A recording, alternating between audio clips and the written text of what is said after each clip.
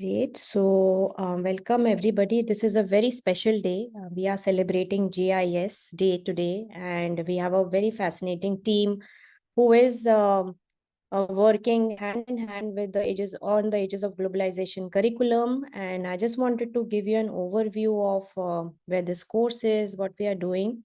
So, I am Radhika Iyengar. I am at the Center for Sustainable Development, and together with SDGs Today and SDSN teams, we have worked on Professor Jeffrey Sachs's book, Ages of Globalization, which is meant for undergrad and master's student.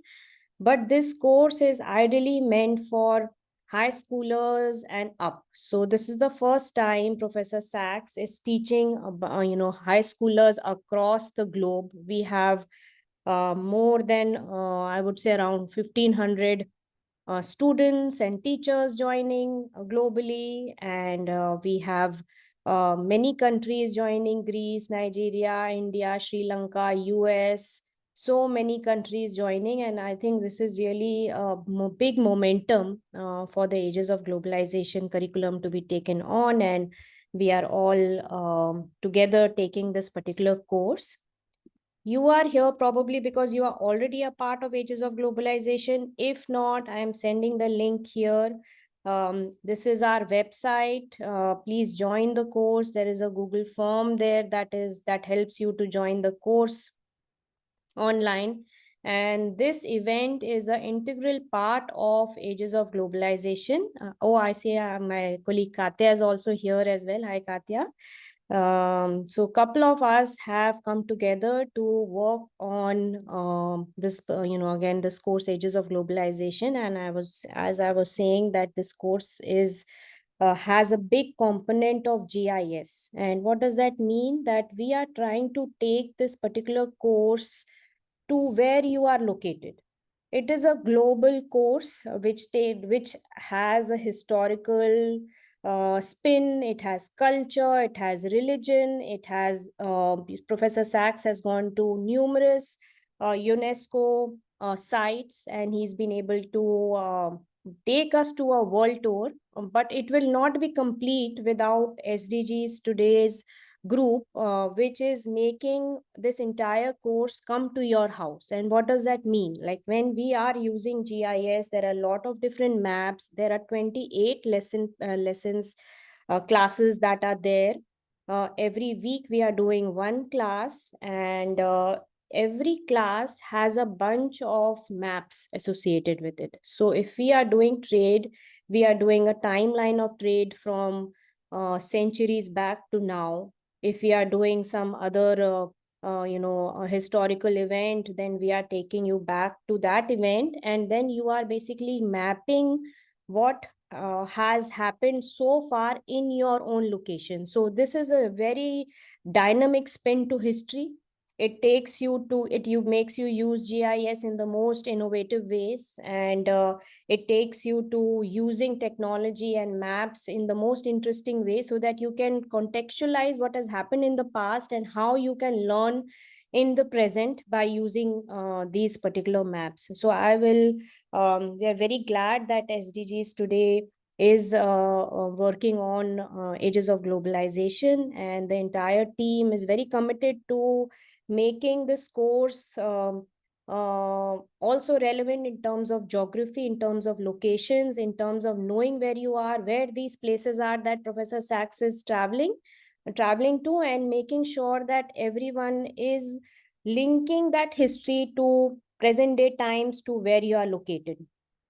I am located in New Jersey and in New York, and so I really want to know how all of that, the 7 ages, as Professor Sachs calls it, is linked to how New York and New Jersey was formed. I'm originally from India, so we again link to the colonial era in India.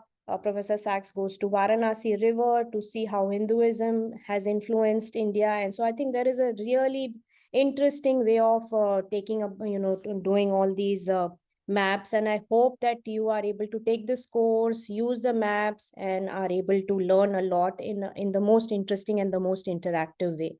So I'll hand over to the SDGs Today team to take us over GIS, what does it mean, and all the relevant things that we need in today's 21st century learning skills.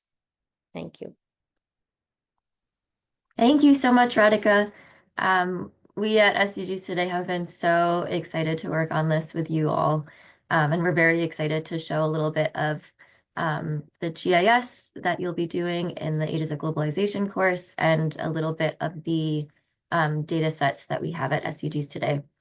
So just to give a bit of an introduction to who SDGs Today is, we have Miriam Rabi, who is the director of our program. Miriam, over to you. Thank you so much, Anela. Hi, everyone. Happy GIS Day. I'm really excited to be celebrating this day with you all. I see a lot of familiar faces and names, so that's really exciting. As Anela mentioned, I'm just going to provide a little bit of background on who we are and what we do, and then hand it back over to my wonderful colleagues for the demo and all the exciting activities that they have planned for the rest of the session. So SDGs Today is a data and geospatial program that sits within the UN Sustainable Development Solutions Network. We're based out of our New York office, and our aim is to advance the production and use of timely, innovative, and geospatial data for the Sustainable Development Goals. We work with a lot of different stakeholder groups, including local and national governments, universities, and different youth groups.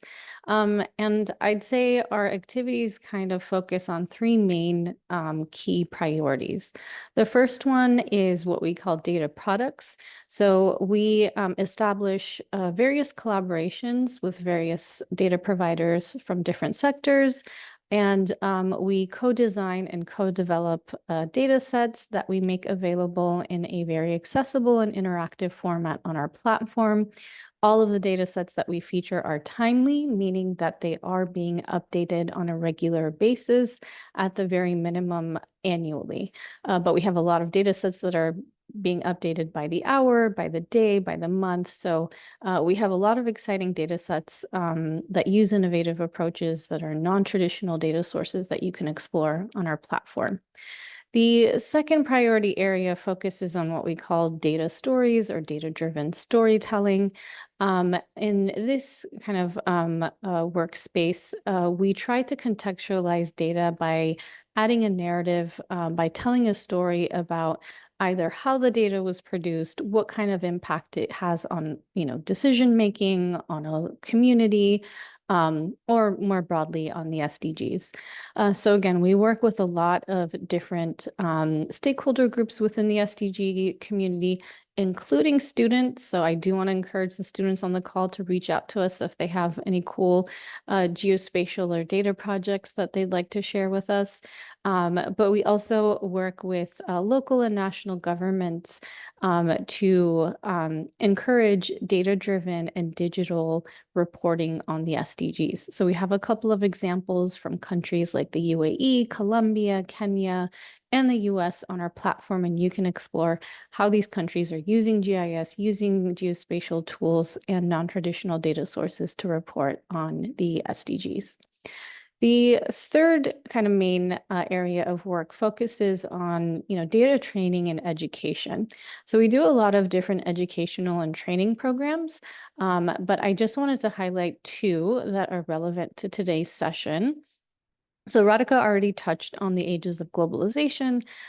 So we've had the pleasure and honor of working with a very diverse team that came together to develop this course with Professor Sachs. And our team had the pleasure of developing, as Radhika already mentioned, all of the GIS and data content that accompanies the course. So we did develop a data appendix. So we have all of the data sets and all of the activities available on a hub. So I'm happy to share a link to that in the chat. But I also wanted to highlight another program that we have that we offer annually, usually over the summer. It's called the Eco Ambassador Solutions Lab. This is a program for middle school and high school students. It is hosted virtually, it's free, and it's open to students from all around the world. So it is a global program. And so every year we select a theme related to the Sustainable Development Goals. We provide live training sessions in GIS, digital storytelling, citizen science, and a whole bunch of other topics in collaboration with the Center for Sustainable Development and Radhika's team. And students always come up with really innovative and interesting solutions to address local sustainability challenges in their communities, and they present their final projects in a geospatial format. So again, we have all of those projects linked to our website. So me and my team will make sure to share all of those links in the chat so you can explore more. But I think that's us in a nutshell, and I'm going to hand it back over to Anela, and happy to answer any questions that you might have about our program in the chat. Over to you, Anela. Thank you so much, Miriam. That was a very comprehensive overview of SDGs Today. I just want to also take a moment and welcome everyone who's here. It looks like we have a very international group today. I see some people from Sierra Leone, someone from Germany, someone from Portland, Oregon, just across the country from us, Afghanistan, Nigeria, so many people from around the world. Is very exciting. So now the real fun begins. We will do a little bit of an intro to one of the data products that we have up on SDGs Today, a little bit about how the visualizations work, the different insights that you can get from the visualizations that we have, and then together we will make a map. So I'm going to hand it over to my colleague Erica, who will go over one of our data sets. Over to you, Erica. Thank you, Anela, for the introduction. I'm going to go ahead and share my screen. Perfect. Okay. So I'm also going to drop this link. Let's see if I can do it in the chat so you guys can access this data set as well. So what we're looking at here is a data set housed on the SDGs Today website. So as you can see from the title, it's the Sentinel-2 10-meter land use land cover time series, and it represents SDG 15, life on land. So before diving into the dashboard and visualization itself, I'm just going to walk through what the page layout looks like on the SDGs Today site. So right now we're on the map tab and it highlights the data visualization itself. But if you click the About tab, it'll tell you what the map is about. So right here, it says it displays a global map of land use and land cover derived from Sentinel-2 imagery, as well as the data providers that contributed to this data set. On the metadata tab, it'll tell you the data about the data. So things like what is it, who created it, unit of analysis, and spatial reference. So lots of information to see about the data itself. And lastly, on the Access Data tab, here is where you can access the data layers, the web maps, and the dashboards used in the Map tab on the SDGs Today Hub, as well as the original data files published by the data provider, in this case being Esri. So next, I'm going to go back to the Map tab and dive deeper into what exactly we're looking at. So as the title says, it is land use, land cover time data derived from Sentinel-2 satellite imagery. So what this means is, as the Sentinel-2 satellite orbits the Earth, it is essentially taking photos of the Earth, but it has special sensors that allow us to see the different wavelengths of light that are being reflected off of the Earth. And through these different wavelengths of light, we can gauge land cover because different land cover types reflect specific patterns of light. So water reflects light differently than vegetation or built up areas. So with these patterns, we can create maps like this that show global land cover. So what we see here, and I think by default, it takes me to Dubai, but you can take this anywhere with the search bar. So for example's sake, I'm just going to put where I am. So I'm in Worcester, Massachusetts. And when you type that in, it'll take you directly to where you search. And you can see that there's a lot of different colors here, red, green, blue. And in the bottom right corner of the dashboard, you can see what these colors mean. So you can see that red means built up area. And if you hover over it, it'll tell you what a built up area is. So green is trees, it'll tell you what that means, et cetera, et cetera. And if you want to single out a specific land cover type, you could click on the word and it'll just show you that land cover type. So right now we're just looking at trees. So I'm going to bring them all back. Moving left on the bottom panel of the dashboard, you can see this time slider. So as the title of the data set says, it's a time series. So you can see land cover data over time. So if I click this play button, it'll show an animation of land cover change in Worcester from 2017 to 2023. And you can change the speed, and you can also download this video too if you want. You can also download geotiffs of land cover data. So essentially images that have spatial information attached to it. So you can see when you open that up, it breaks the world essentially into squares. So for each square, you could pick a particular year and download the land cover data for that year and upload it into whatever software you want. Okay. And then moving to the bottom left corner. So right now we're on the land cover tab, on the animate tab, and you can also click the swipe tab, which basically shows you land cover differences between two particular years. So in this case, 2017 is shown. You can also pick the other years. But when you click on the map and you slide this line back and forth, you can see how land cover changed from 2017 on the left to 2022 on the right. So in Worcester, you can see that it's a little hard to see the changes because there aren't any major ones, but what you see will depend on your area of interest. So next, I'm going to click this imagery tab. And so you can also do the animate and the swipe here. So with the animate tab, you can also pick a specific month if you have any particular month you want to look at. But you can also see the different visual renderings that they have. So basically these renderings show, I guess for natural color, for example, this will show what we see with our eyes, like the visual spectrum, red, green, and blue. But you can also gauge different insights about the environment with the different wavelengths of light or different bands that you use. So in this case, for agriculture, it uses the shortwave infrared 1, the near infrared, and blue bands to show different insights about vegetation. So in this case, vigorous vegetation is a bright green, stressed vegetation is a dull green, and bare areas are brown. So the other visual renderings also show different environmental indicators of your area of interest. So NDVI will look at vegetation health as well, and NDMI will look at moisture. So for the activity itself, I'm going to pass it back to Anela and stop sharing.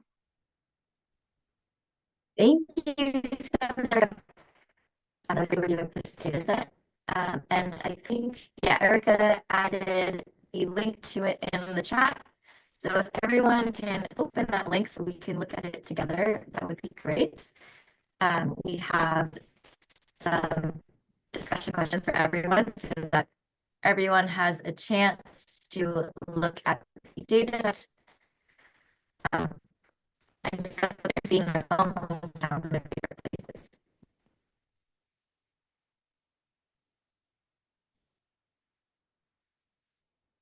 So once you have the data set open, I'd like everyone to play around with the visualization, sort of pan around the map and look at the different years, look at the different land cover types.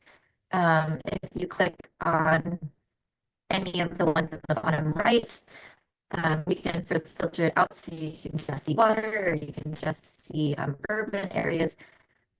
So play around with it a little bit. And I'd like everyone to find your hometown or your favorite place that you'd like to go to.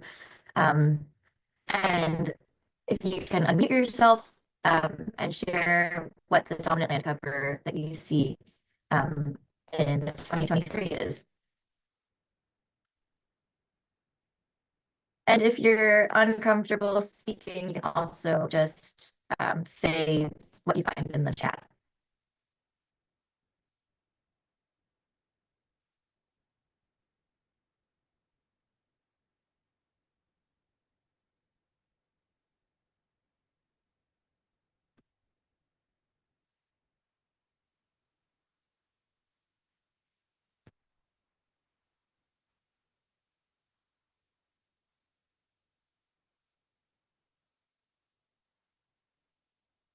Has everyone been able to access the data set?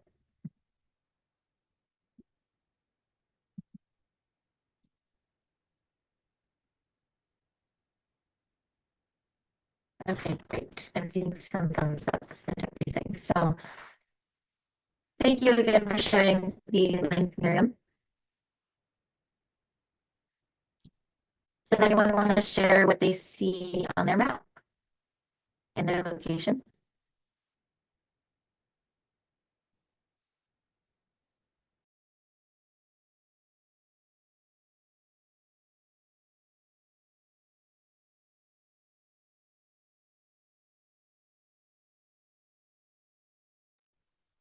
You can unmute yourself, or you can also just type it in the chat. I know the visualization has a lot of different things going on, so take your time in looking at it and playing around with it.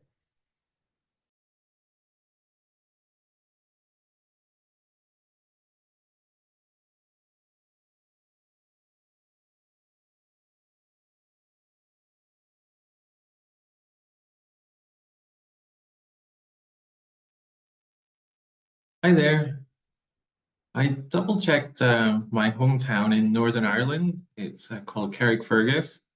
So in 2023, it's a relatively small town, but the dominant land cover is really built area. I double checked over the last 6 years or so. There hasn't been too much difference. If anything, there's been a little bit of an increase in the built up areas. And I think perhaps what's led to this is the capital city of Northern Ireland is Belfast. So there's been a lot of rising costs there. Property costs have increased quite a bit. So folks are moving outside of the larger city into smaller towns where it might be a little bit less expensive. And I think what will perhaps happen over the coming 5 years is towns like my own, they'll start building perhaps more homes, converting countryside or green space into housing to accommodate folks, population growth, but also folks that are moving from the larger cities. Okay, thank you so much, Gary.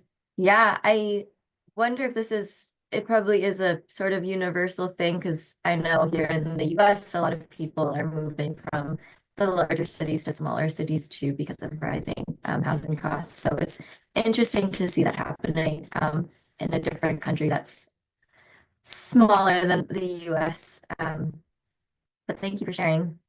Oh, thank you. Some people are also adding their own screenshots in the chat, which is great. Thank you.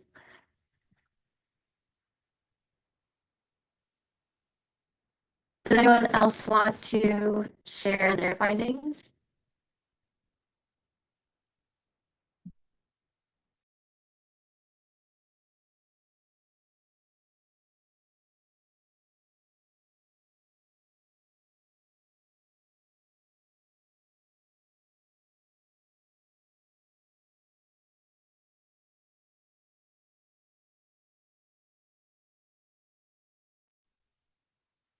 I'm just opening up the screen. Oh, sorry. Yeah. Hi. Go ahead. Actually, I'm from India and I'm from New Delhi, which is the capital city of India. And I am seeing a remarkable change since 2017 to 2023. So in 2017, there was it was still a city area, but there were green spaces in between. New Delhi has always been really populated, but there has been a drastic change since all these years to 2023. There has been reduction in green area, and the red part, which is the urban city, has increased so much, and the crop part has still been the same, but there has been a lot of visible change that has happened in New Delhi. And as it has been more populated over the years, people have settled more for jobs and all, so the urban areas have settled tremendously. Great. Thank you so much for sharing. I know Radhika in the chat also shared that she is seeing a lot of built up area in the north, and the east has more trees. And so it's interesting to hear what you're seeing about the change over time as well.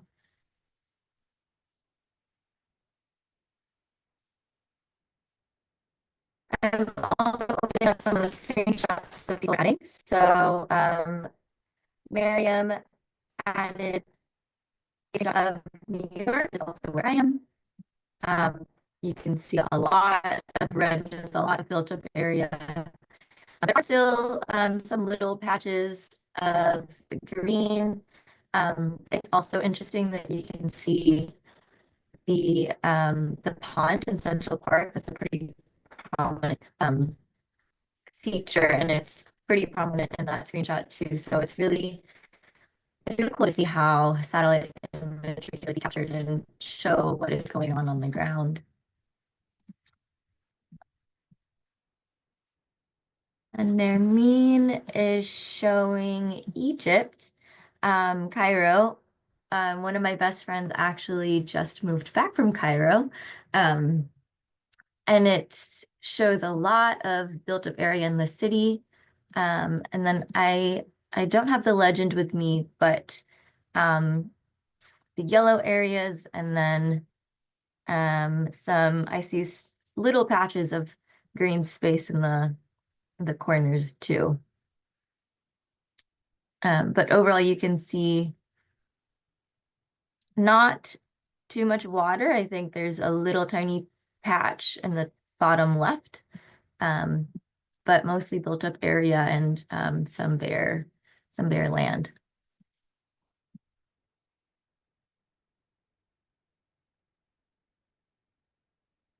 Does anyone else want to share their insights? We have some other questions for you. If you can also find another place of interest on the map, so maybe a place where if you were looking at where you grew up, maybe you can look at where you are living now. And I'd like to know what the difference in land cover is between the first place you looked at and the second place that you're looking at. And also pay attention to the change over time. So is there one area that has changed a lot over the past 5 years, or is there an area that's been a little bit more stagnant, and why do you think that is?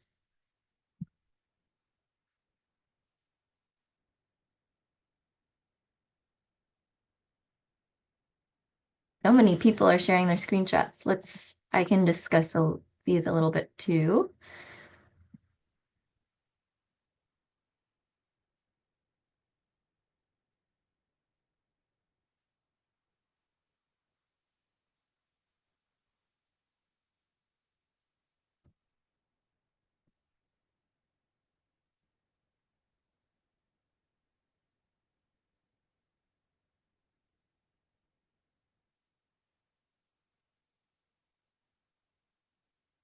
And Katya is also in the chat saying, was curious about seeing satellite imagery from the Amazon, which shows large patches of forest disappearing from 2017 to 2023. Yeah, I think that's a really good insight and very interesting that you can see that. I think there are probably a few different reasons as to why that is. One being climate change impacts, maybe also some deforestation from production of logging and things like that. So if anyone here is familiar with the Amazon and has some specific insights, I'd love for you to share that.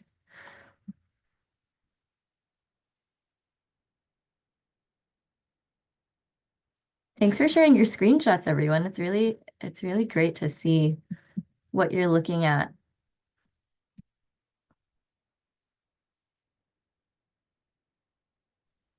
Anela, Yes. question. How do you do that 1:1 where you can see on the screen by slider how much change has taken place between the years? How do you do that? I'm unable to. Sure. Are you referring to the last screenshot that's in the chat and how to do that? Yeah, like you also showed, no, that you can do like from the screen if you move there's a line in between where it shows you how much development or what has changed between the year that you are seeing and to now. How do you do that? Yeah. Sure, let me open it up and share that screen.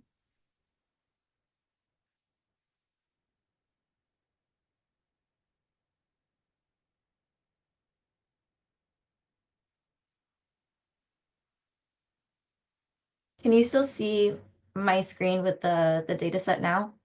Yeah, yeah. Okay, great.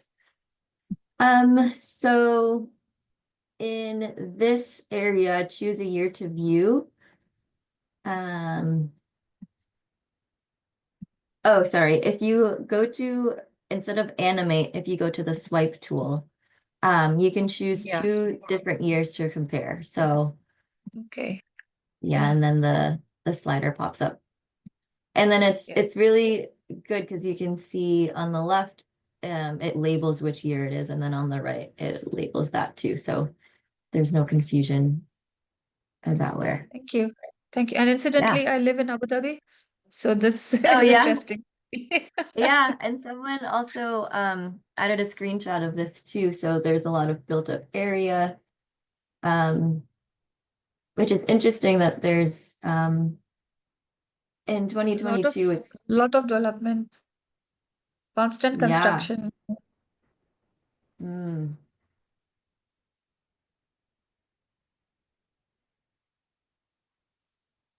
It's very interesting. Thank you.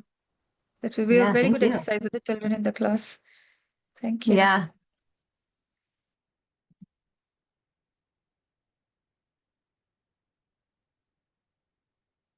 Okay, maybe we have time for a couple more insights if anyone wants to unmute themselves and speak a little bit about the changes that they're seeing in the different places that they're looking at.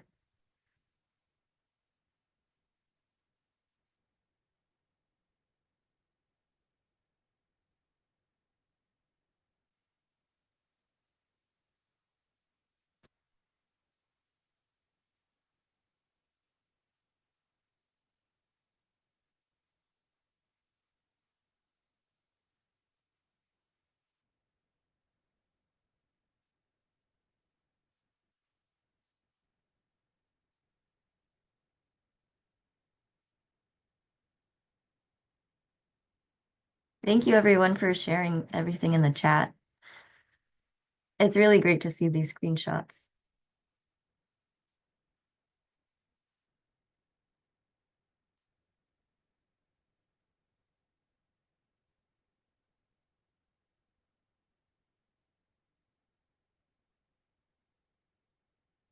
Yeah, so we're seeing a lot of change in Kuala Lumpur in that screenshot that Phoebe just sent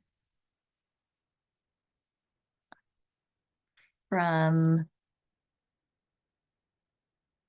I need to see the legend again.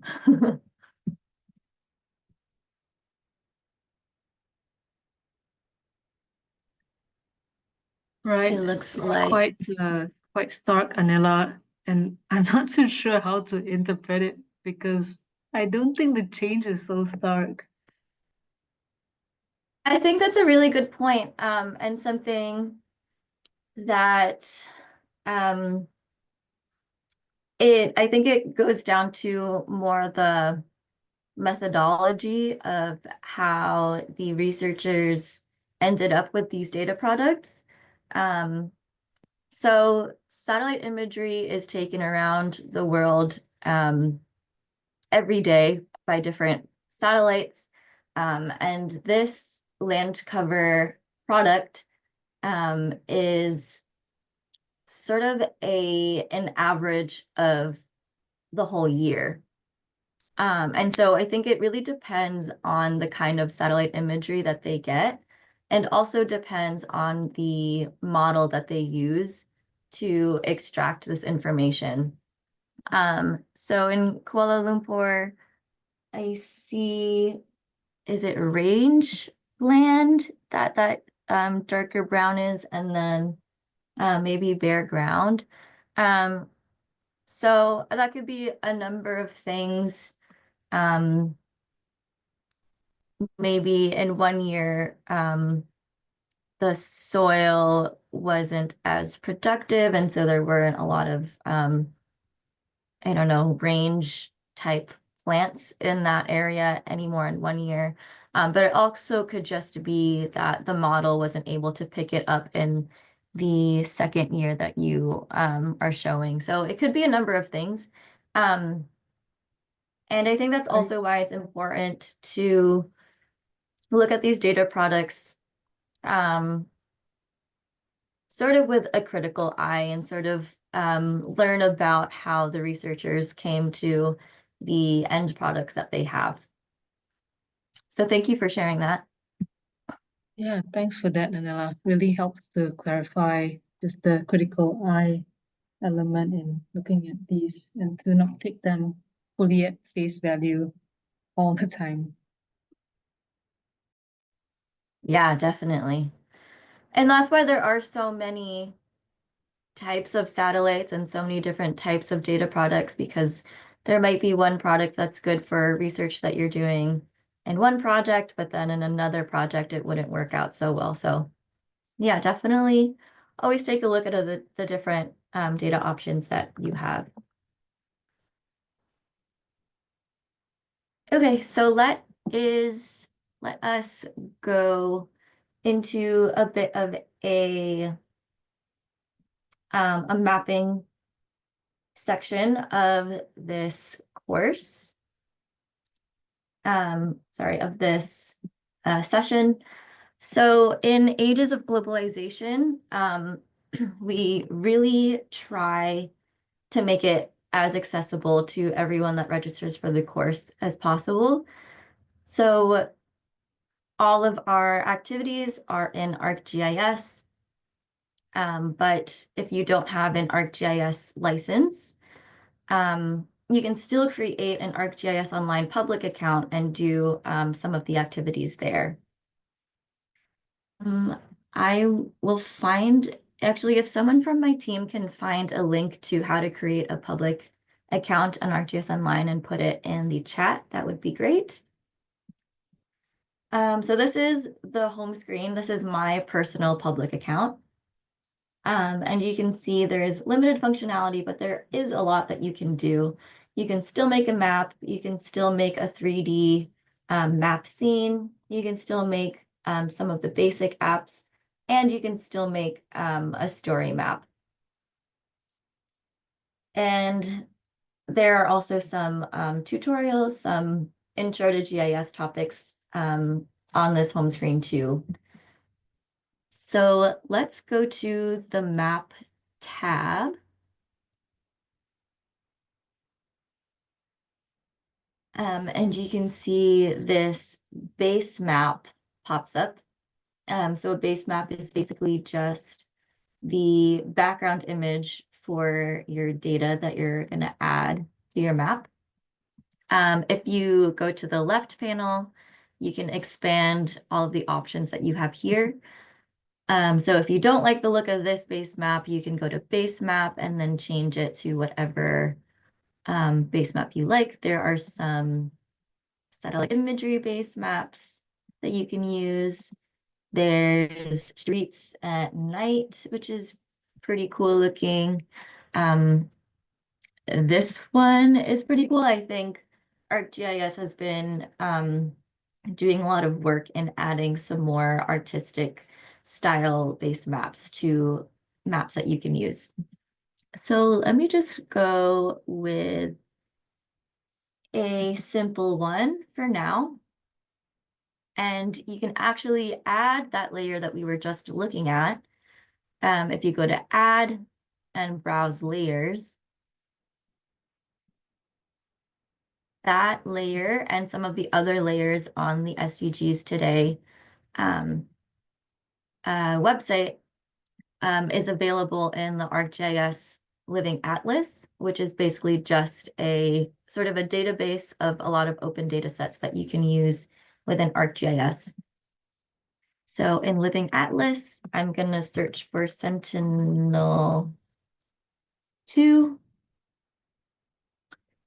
And the land use land cover time series pops up. So I can add that to the map.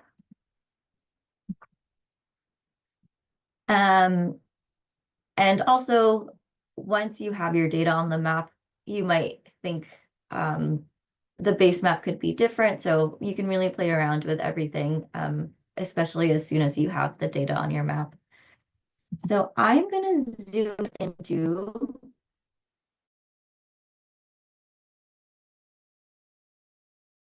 New York.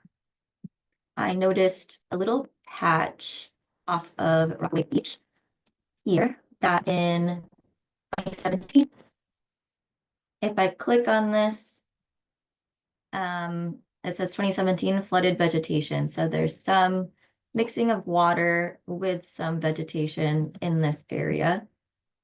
And then if I go throughout time, you can see it sort of shrinking a little bit.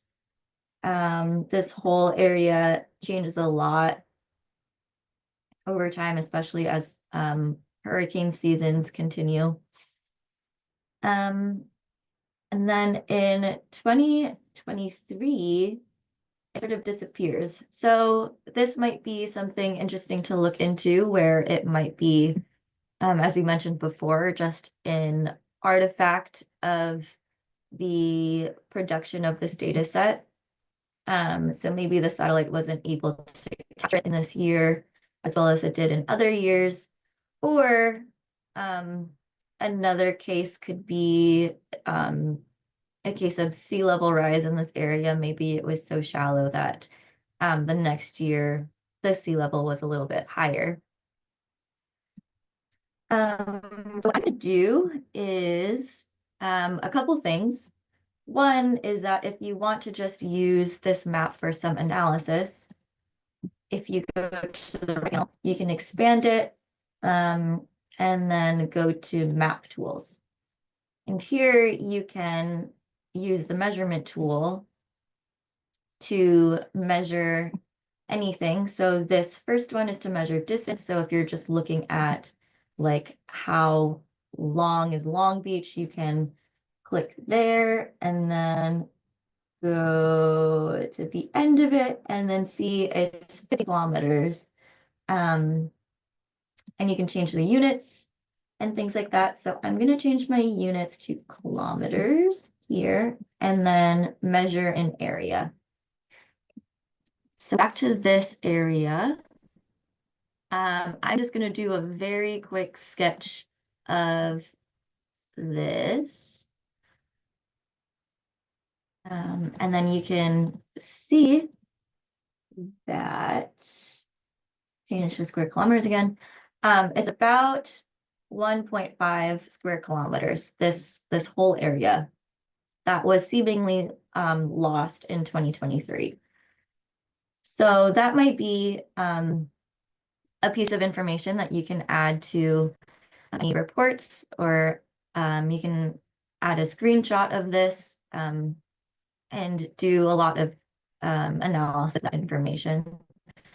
If you want to actually create a map that shows this information, one thing you can do is add a sketch layer.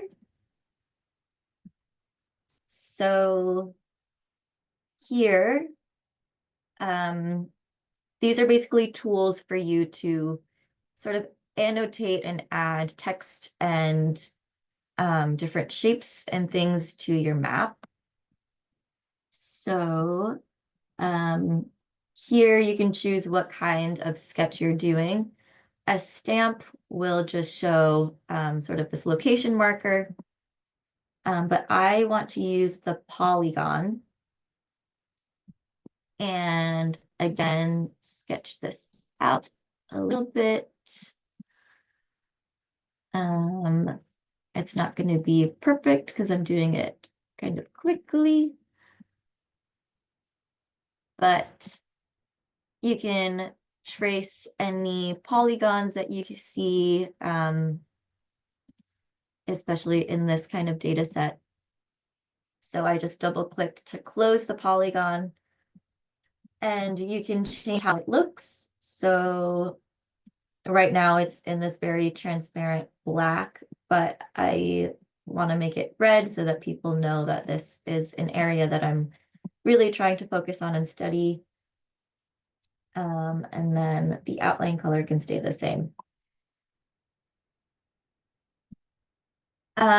Once you have a sketch layer, you can also add a pop-up. So if I go to the pop-up, this will enable this sort of text box to show up when someone clicks on this polygon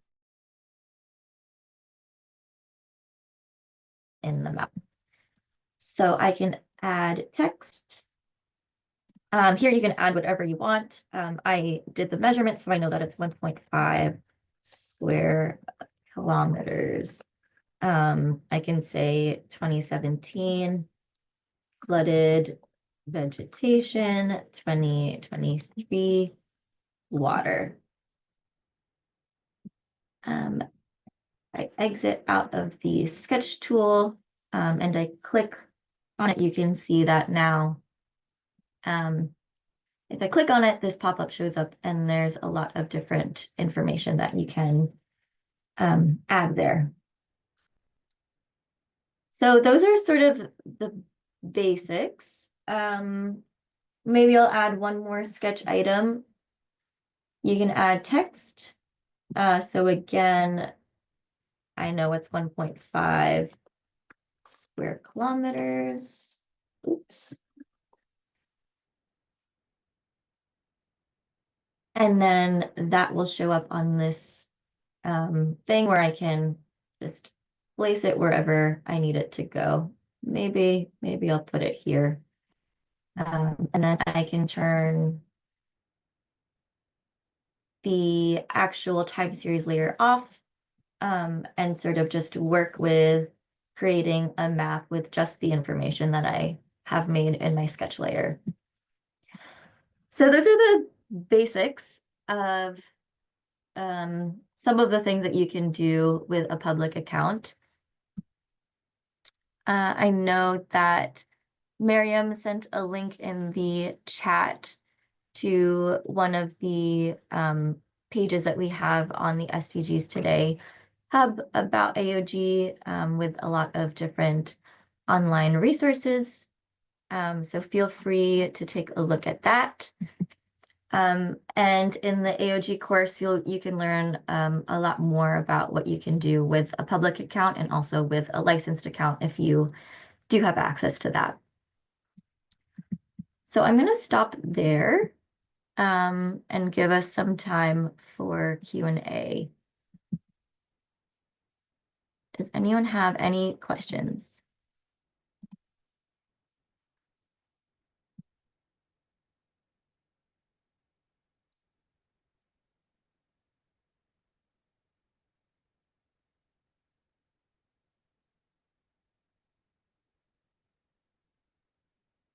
Not a question, since the silence is, I mean, let me just break the silence. I'm Abhilasha. Sorry, I'm not switching on my camera because I'm not well and I'm not, doesn't look like a good photo for me. Yeah, no thank worries. you so much for thank you so much for the session and the resources. This is amazing. I mean, I've been I have seen some our GIS resources earlier also, and but I would always sort of face a challenge on how to use. And today, with the hands-on experience, this is something that is really, really I've learned a technique, and we want to take it into the school. It is like, it is not just a geography tool. English can use it, math can use it, economics can use it. It is a multidisciplinary, and data interpretation is a very important skill we want our children to learn, students to learn.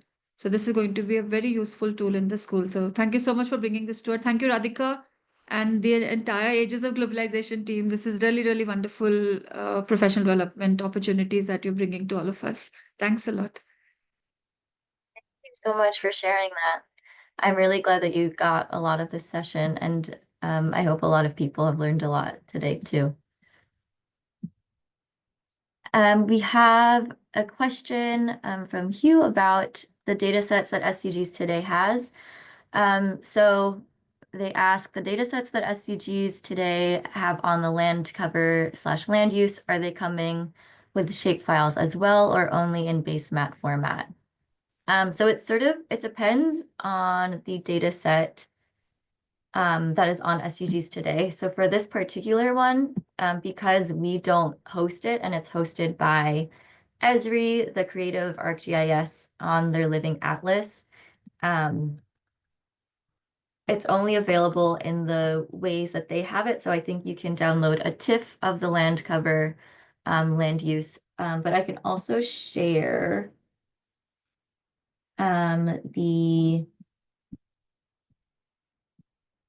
we have a section on our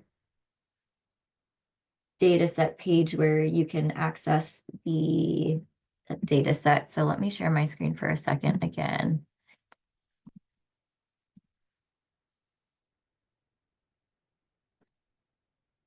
So Sentinel-2, land use, land cover time series. On all of our data set pages, there's a tab called Access Data. And if you go to ArcGIS products, you can find all of the feature layers, all of the maps, all of the dashboards that we use for each of those data sets. So here, there's a link to the imagery layer that's on ArcGIS Online. So this is sort of just the layer itself and not the Explorer that we were looking at today. But also every data set will have a link to the original data. So this link will probably just go back to the ArcGIS item because that's where it's hosted, but there are other data sets from different data providers.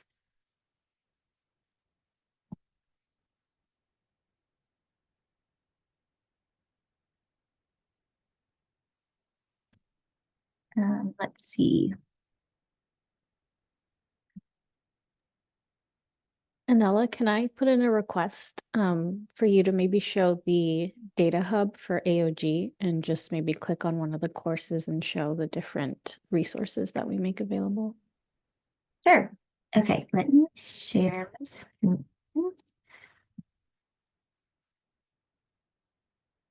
Thank you, Miriam. Miriam added this link in the chat as well, but this is our hub for the Ages of Globalization course. It's the data appendix. There are a lot of different things that you can find here.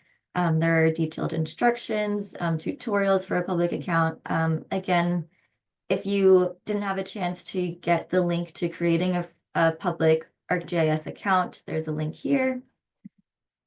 You can register for the Ages of Globalization course here.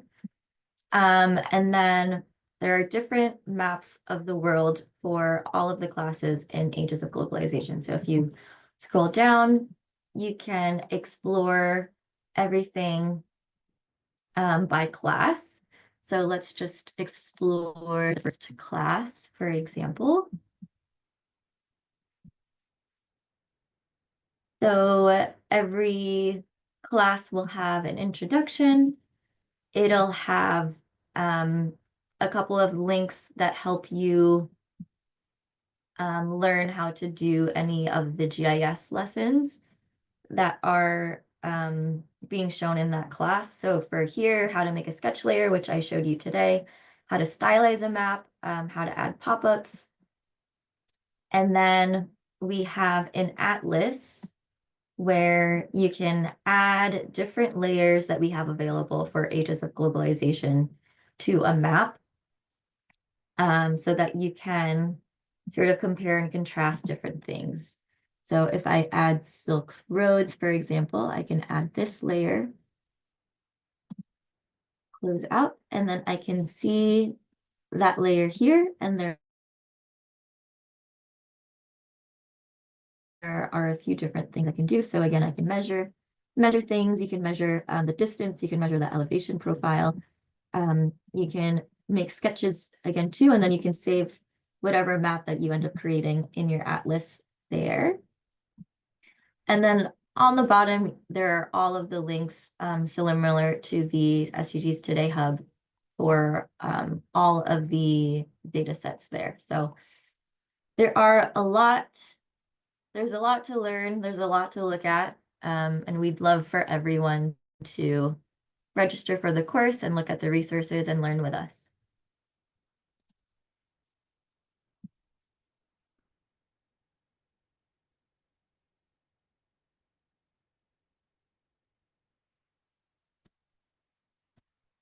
Okay, before we go, I'd like to show this simple map that we created with the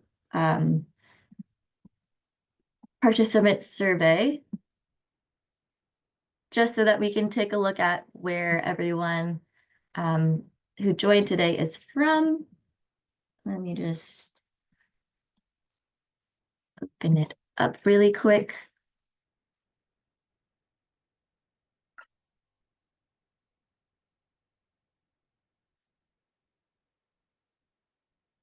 Okay, so let's look at this map. So we have I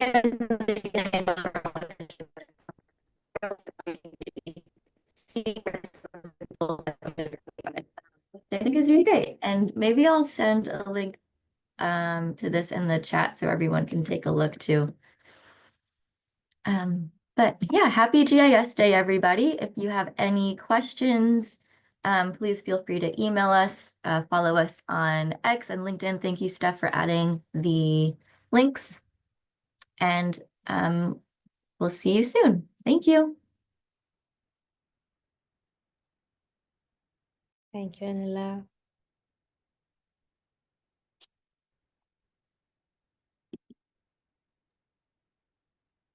Thanks, Anela. Bye, everyone.